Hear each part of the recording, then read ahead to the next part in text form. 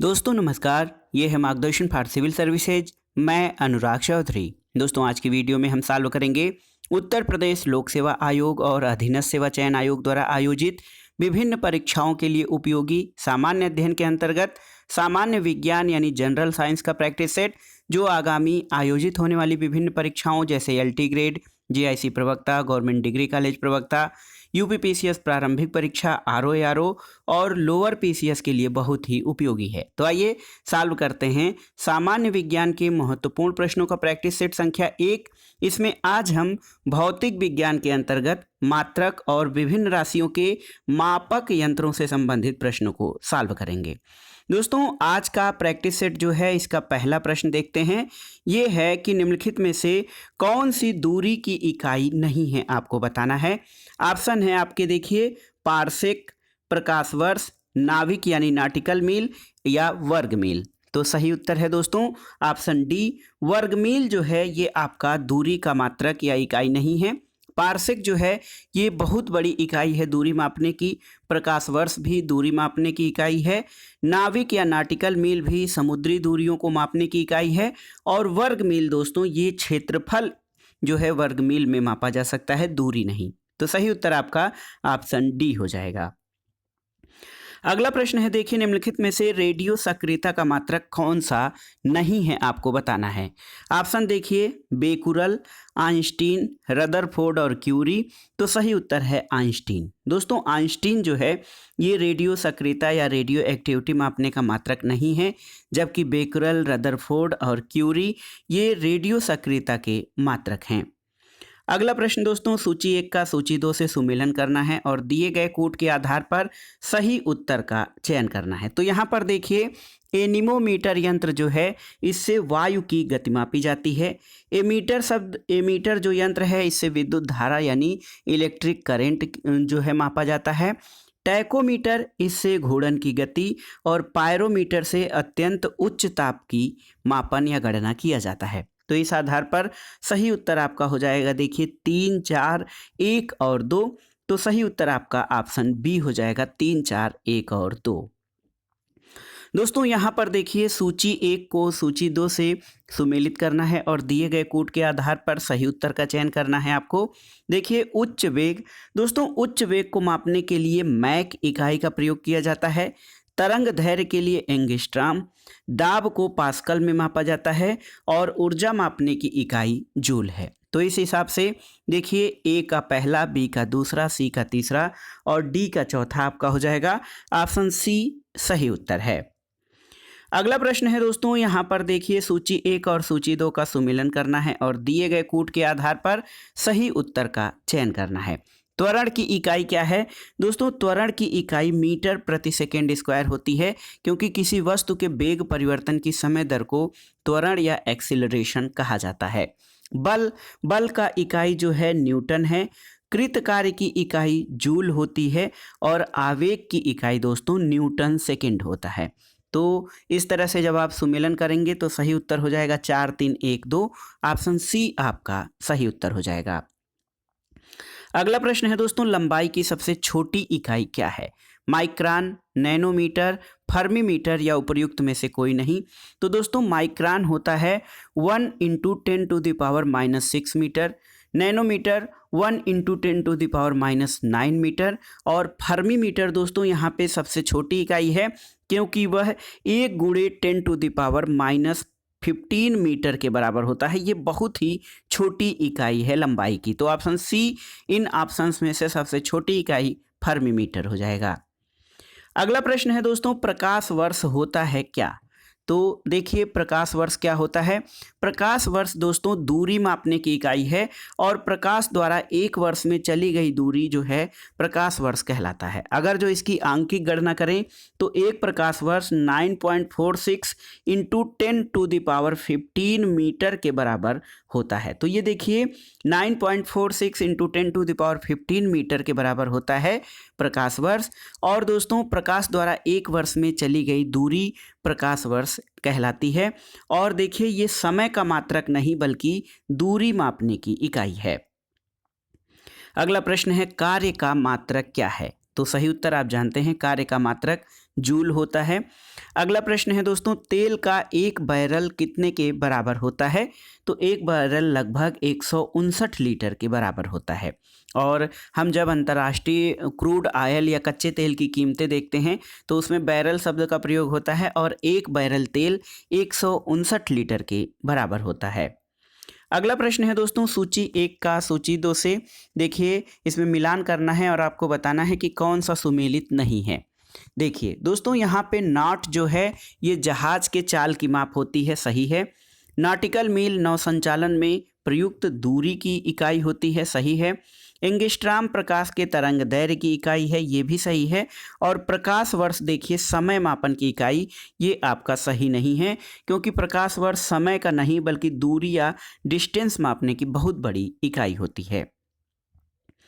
अगला प्रश्न है, चंद्रमा की सतह से एक चट्टान को पृथ्वी पर लाया जाता है, तब इसके द्रव्यमान और भार पर क्या असर पड़ेगा, आपको बताना है। सही उत्तर है दोस्तों, चंद्रमा की सतह से जब चट्टान को पृथ्वी पर लाया जाता है तो इसका भार बदल जाएगा, लेकिन द्रव्यमान नहीं बदलेगा, क्योंकि द्रव्यमान प्रत्येक स्थिति में प्रत्येक जगह पर बराबर होता है, लेकिन भार जो है वो गुरुत्वीय त्वरण पर निर्भर करता है। भार में mg होता है, द्रव्यमान इंटू गुरुत्वीय त्वरण, ये भार होता है, इसलिए भार बदल जाएगा जगह परिवर्तन के आधार पर, लेकिन द्रव्यमान की मात्रा नहीं बदलती है। अगला प्रश्न है, निम्नलिखित में से कौन सी सदिश राशि या वेक्टर राशि है? देखिए, समय, चाल, विस्थापन और दूरी। तो दोस्तों देखिए, यहाँ पर सदिश राशि जो है वो विस्थापन हो जाएगा, जिसमें गति और दिशा दोनों है, उसको सदिश राशि कहते हैं। और जो सदिश राशियाँ होती हैं दोस्तों वो द्विआयामी होती हैं। समय, चाल और दूरी ये अदिश राशियों के उदाहरण हैं, जबकि विस्थापन में जो है दिशा भी होती है, इसलिए ये सदिश राशि है। अगला प्रश्न, माप की कौन सी इकाई को 0.39 से गुणा करने पर इंच प्राप्त होता है? तो बहुत ही महत्वपूर्ण है। देखिए दोस्तों, सेंटीमीटर जो है, सेंटीमीटर आप जब स्केल देखते होंगे तो स्केल में जब आप देखते हैं तो 15 सेंटीमीटर का जो स्केल होता है हमारा, ये 15 सेंटीमीटर ये 6 इंच से थोड़ा सा अधिक होता है। दोस्तों इसमें 15 सेंटीमीटर में आप जब 0.39 का गुणा करेंगे तो ये 6 इंच के बराबर हो जाएगा। तो कुल मिलाकर जब सेंटीमीटर में हम 0.39 से गुणा करते हैं तो इंच प्राप्त होता है। सही उत्तर ऑप्शन बी हो जाएगा। अगला प्रश्न है, इलेक्ट्रॉन वोल्ट इकाई होती है किसकी? देखिए, ऊर्जा की, इलेक्ट्रॉन के आवेश की, विभवांतर की या शक्ति की। तो सही उत्तर है इलेक्ट्रॉन वोल्ट दोस्तों, ये ऊर्जा की इकाई होती है। ऑप्शन ए आपका सही है। अगला प्रश्न है, निम्नलिखित SI यूनिटों में कौन सा सही सुमेलित नहीं है? कार्य जूल, ये आपका सही सुमेलित है। बल का मात्रक न्यूटन, सही सुमेलित है। द्रव्यमान का किलोग्राम, ये भी सही सुमेलित है। दाब का डाइन, ये दोस्तों दाब का जो SI मात्रक है ये डाइन नहीं है। आपके लिए यहाँ पे प्रश्न है कि दाब का SI मात्रक क्या है, आपको कमेंट बॉक्स में उत्तर बताना है। तो ये सही सुमेलित क्या है? डी सही सुमेलित नहीं है आपका। दाब का मात्रक SI मात्रक आपको बताना है, कमेंट बॉक्स में आपको इसका जवाब देना है। अगला प्रश्न है, सूची 1 का सूची 2 से सुमेलन करिए और दिए गए कूट के आधार पर सही उत्तर का चयन करिए। क्यूसेक, दोस्तों क्यूसेक जो है ये द्रव प्रवाह की दर होती है। बाइट कंप्यूटर में मेमोरी मापने की इकाई होती है सबसे छोटी। रिक्टर से भूकंप की तीव्रता मापी जाती है और बार से दाब मापा जाता है। तो इस आधार पर सही उत्तर आपका ऑप्शन बी हो जाएगा, 3, 4, 2 और 1। अगला प्रश्न है दोस्तों, सूची 1 का सूची 2 से सुमेलन करिए और दिए गए कूट के आधार पर सही उत्तर का चयन करिए। तरंग दैर्घ्य, दोस्तों तरंग दैर्घ्य का मात्रक या इकाई एंगस्ट्राम होता है। ऊर्जा का जूल है। ध्वनि की तीव्रता को डेसिबल में मापा जाता है और आवृत्ति को हर्ट्ज या आवृत्ति या कंपन प्रति सेकंड में मापा जाता है। तो सही उत्तर है, देखिए ऑप्शन कौन सा? ऑप्शन ए आपका सही उत्तर हो जाएगा, 2, 3, 4 और 1। अगला प्रश्न है, सूची 1 और सूची 2 को सुमेलित कीजिए और दिए गए कूट के आधार पर सही उत्तर का चयन करिए। वाट दोस्तों शक्ति की इकाई है। नाट, ये नाट दोस्तों ये समुद्री जहाज की गति की इकाई होती है। नॉटिकल मील नेविगेशन या नौसंचालन की इकाई है और कैलोरी ये उष्मा की इकाई होती है। तो सही उत्तर देखिए, सही उत्तर आपका हो जाएगा 4, 3, 2, 1। ऑप्शन सी सही उत्तर हो जाएगा। अगला प्रश्न है दोस्तों, मेगावाट बिजली के नापने की इकाई है जो उत्पादित की जाती है, उपभोग की जाती है, बचत की जाती है या ट्रांसमिशन में ह्रास हो जाती है। तो सही उत्तर है मेगावाट बिजली के उत्पादन की इकाई है, यानी मेगावाट बिजली के नापने की इकाई है जो कि उत्पादित की जाती है। अगला प्रश्न है दोस्तों, किलोवाट घंटा मात्रक है किसका? तो विद्युत ऊर्जा का मात्रक है किलोवाट घंटा, और इसको सामान्य बोलचाल में यूनिट भी कहा जाता है। अगला प्रश्न है दोस्तों, 1 किलोवाट घंटा का मान कितना होता है? तो 1 किलोवाट घंटा का मान याद कर लीजिएगा, 3.6 इंटू 10⁶ जूल होता है 1 किलोवाट घंटा का मान। अगला प्रश्न है दोस्तों, पारसेक किसकी इकाई है? ऑप्शन है दूरी, समय, प्रकाश की चमक या चुंबकीय बल। तो सही उत्तर है पारसेक दोस्तों दूरी मापने की इकाई है, और पारसेक जो है ये प्रकाश वर्ष से भी बड़ा दूरी मापने का मात्रक है। अगला प्रश्न है दोस्तों, हवाई जहाज और पोतों की गति नाट में प्रदर्शित की जाती है, और 100 नाट की गति लगभग कितने के बराबर होती है? तो सही उत्तर है 100 नाट की गति दोस्तों 120 मील प्रति घंटा या लगभग 185 किलोमीटर प्रति घंटा के बराबर होती है 100 नाट गति। अगला प्रश्न है देखिए, वायु की गति निम्नलिखित में से किसके द्वारा मापी जाती है? बैरोमीटर, एनीमोमीटर, हाइड्रोमीटर और विंड वेन। तो सही उत्तर है एनीमोमीटर। एनीमोमीटर के द्वारा वायु की गति मापी जाती है। अब आइए विभिन्न मापकों के बारे में, मापक यंत्रों के बारे में जान लेते हैं। दोस्तों, फ़ारेनहाइट पैमाने पर तापमान 200 डिग्री फ़ारेनहाइट है, इसका मान सेल्सियस पैमाने पर क्या होगा? तो दोस्तों जब आप नापेंगे तो सही उत्तर हो जाएगा 200 फ़ारेनहाइट 93.3 डिग्री सेल्सियस के बराबर होगा। ऑप्शन ए आपका सही उत्तर हो जाएगा। अगला प्रश्न है, अति सूक्ष्म समय अंतराल यानी नैनो सेकेंड से भी कम यथार्थतक किसके द्वारा मापे जाते हैं? ऑप्शन है पल्सर द्वारा, व्हाइट ड्वार्फ द्वारा, क्वार्ट्ज घड़ी द्वारा या परमाणु घड़ी द्वारा। तो सही उत्तर है अति सूक्ष्म समय अंतराल जो नैनो सेकेंड से भी कम होते हैं उनको परमाणु घड़ी के द्वारा मापा जाता है। अगला प्रश्न है दोस्तों, निम्नलिखित तापमापियों में से किसे पायरोमीटर कहा जाता है? आपको बताना है। तो सही उत्तर है पायरोमीटर दोस्तों विकिरण तापमापी, यानी पायरोमीटर का प्रयोग उच्च ताप को मापने के लिए किया जाता है और इसे विकिरण तापमापी भी कहते हैं। अगला प्रश्न है, पायरोहीलियोमीटर का प्रयोग किसे नापने के लिए किया जाता है? तो सही उत्तर है सोलर रेडिएशन। दोस्तों सूर्य के विकिरण को मापने के लिए पायरोहीलियोमीटर का प्रयोग किया जाता है। अगला प्रश्न है, निम्नलिखित में से किसे 1500 डिग्री सेंटीग्रेड से अधिक तापमापन में प्रयोग किया जाता है? तो सही उत्तर है पायरोमीटर। पायरोमीटर का प्रयोग दोस्तों अति उच्च तापमान को नापने के लिए किया जाता है। तो 1500 डिग्री सेंटीग्रेड अत्यंत उच्च तापमान है, इसको नापने के लिए पायरोमीटर का प्रयोग किया जाता है। अगले प्रश्न पर आते हैं दोस्तों, प्रश्न संख्या 30 है, निम्नलिखित संयंत्रों में से किसका उपयोग अत्यधिक उच्च ताप को मापने के लिए किया जाता है? ऑप्शन है आपके पायरोमीटर, फोटोमीटर, फोनोमीटर या पैक्नोमीटर। तो आप जानते हैं पायरोमीटर अति उच्च तापमान को मापने के लिए प्रयुक्त किया जाने वाला यंत्र है। अगला प्रश्न है दोस्तों, सोनार अधिकांशतः प्रयोग में लाया जाता है किसके द्वारा? तो सोनार जो है ये अधिकतर नौ संचालकों द्वारा प्रयोग में लाया जाता है। अगला प्रश्न है, सूची 1 का सूची 2 से सुमेलन करिए। देखिए अमीटर दोस्तों ये विद्युत धारा यानी इलेक्ट्रिक करंट मापने की इकाई है। हाइग्रोमीटर से सापेक्षिक आर्द्रता मापी जाती है। बैरोमीटर से वायुमंडलीय दाब और स्प्रिंग तुला से भार का मापन किया जाता है। तो सही उत्तर हो जाएगा 3, 4, 1 और 2। ऑप्शन बी आपका सही उत्तर हो जाएगा। अगला प्रश्न है, निम्नलिखित में से कौन सा एक सुमेलित नहीं है? डेसिबल दोस्तों ध्वनि के प्रबलता की इकाई डेसिबल है, ये सही सुमेलित है। अश्वशक्ति शक्ति की इकाई है, सही है। 1 हार्स पावर बराबर कितने वाट के बराबर होता है? तो ये आपको बताना है 746 वाट। 1 वाट जो है इसके बराबर होता है। और दोस्तों समुद्री मील नौ संचालन में जो है दूरी की इकाई है, ये भी सही है। और सेल्सियस उष्मा की इकाई नहीं बल्कि तापमान मापने की इकाई है। ताप मापने की इकाई सेल्सियस होता है, न कि उष्मा की इकाई। उष्मा की इकाई ये कैलोरी होती है। अगला प्रश्न है, निम्नलिखित में से कौन सुमेलित नहीं है, आपको बताना है। मैनोमीटर दाब, ये आपका सही सुमेलित है। कार्ब्यूरेटर आंतरिक दहन इंजन, उसमें प्रयुक्त होते हैं, सही सुमेलित है। कार्डियोग्राफ से हृदय गति और सिस्मोमीटर से पृष्ठ तल की वक्रता नहीं नापी जाती है, बल्कि सिस्मोमीटर से भूकंपीय तरंगों की माप की जाती है। दोस्तों ऑप्शन डी आपका सही सुमेलित नहीं है। अगला प्रश्न है, निम्नलिखित में से कौन सही सुमेलित नहीं है। एनीमोमीटर वायु की चाल, सही सुमेलित है। अमीटर विद्युत धारा, ये भी सही सुमेलित है। टैकियोमीटर, दोस्तों टैकियोमीटर, इससे जो है टैकियोमीटर से आप जानते हैं घूर्णन की माप की जाती है, टैकोमीटर से दूरी की माप की जाती है, दाबांतर की नहीं, तो ये आपका सही सुमेलित नहीं है।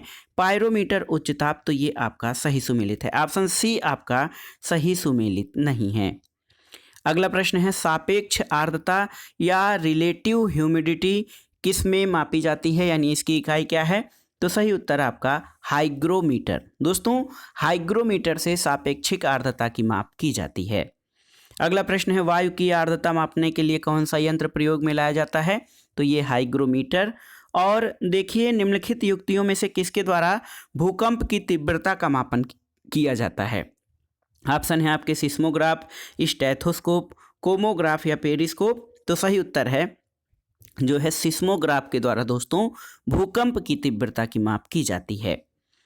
अगला प्रश्न है कि द्रव क्रिस्टल प्रयुक्त होते हैं, देखिए कलाई घड़ियों में, प्रदर्शन युक्तियों में, पॉकेट कैलकुलेटर में या उपरोक्त सभी में, तो सही उत्तर है उपरोक्त सभी में लिक्विड क्रिस्टल्स का प्रयोग किया जाता है। अगला प्रश्न है दोस्तों, देखिए सूची 1 का सूची 2 से सुमेलन करना है। स्टेथोस्कोप से क्या नापा जाता है, हृदय की गति सुनने के लिए स्टेथोस्कोप प्रयोग किया जाता है। स्फिग्मोमैनोमीटर दोस्तों ये ब्लड प्रेशर नापने के लिए, कैरेटोमीटर सोने की शुद्धता नापने के लिए, और लक्स मीटर प्रकाश की तीव्रता मापन के लिए प्रयोग किया जाता है। तो देखिए 3 4 2 1, ऑप्शन सी आपका सही उत्तर हो जाएगा। अगला प्रश्न है, देखिए रक्तदाब मापने के यंत्र का नाम क्या है, टैकोमीटर, स्फिग्मोमैनोमीटर, एक्टीमीटर या बैरोमीटर, तो सही उत्तर है स्फिग्मोमैनोमीटर।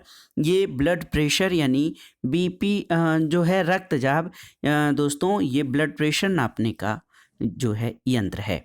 अगला प्रश्न है, डॉक्टरों द्वारा प्रयुक्त होने वाला स्टेथोस्कोप किस सिद्धांत पर कार्य करता है। ऑप्शन है व्यतिकरण, परावर्तन, अपवर्तन या ध्वनि तरंगों का अध्यारोपण, तो सही उत्तर है स्टेथोस्कोप, जो कि सामान्य रूप से हम लोग आला कहते हैं, जो डॉक्टरों द्वारा प्रयोग किया जाता है, ये ध्वनि तरंगों के अध्यारोपण के सिद्धांत पर कार्य करता है।